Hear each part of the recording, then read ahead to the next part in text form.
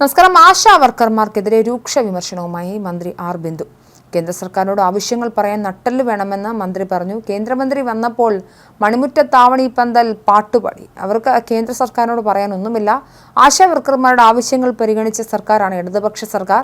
ആശമാരുടെ പ്രാഥമിക ആവശ്യങ്ങൾ പരിഹരിക്കേണ്ടതും കേന്ദ്ര സർക്കാരാണെന്നും മന്ത്രി പ്രതികരിച്ചു. മാധ്യമങ്ങൾ വിവാദങ്ങൾക്ക് പുറകെ പോകുന്നുവെന്നും നല്ല വാർത്തകൾ കൊടുക്കണമെന്നും മന്ത്രി ഉപദേശിച്ചു.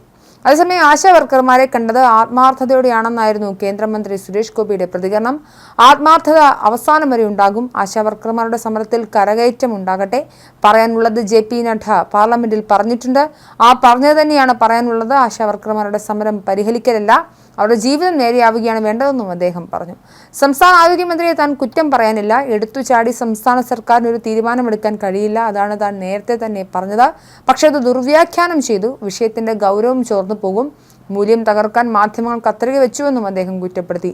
ആശാ വർക്കർമാരുടെ സമരപ്പന്തൽ സുരേഷ് ഗോപി സന്ദർശിച്ചിരുന്നു. ആശാ വർക്കർമാരുടെ സമരത്തെ ആരും താഴ്ത്തിക്കെട്ടേണ്ടെന്നും അദ്ദേഹം പ്രതികരിച്ചു. ആശമാരുടെ ആവശ്യങ്ങൾ കേന്ദ്ര സർക്കാരിനെ അറിയിക്കുമെന്നും സുരേഷ് ഗോപി പറഞ്ഞിരുന്നു.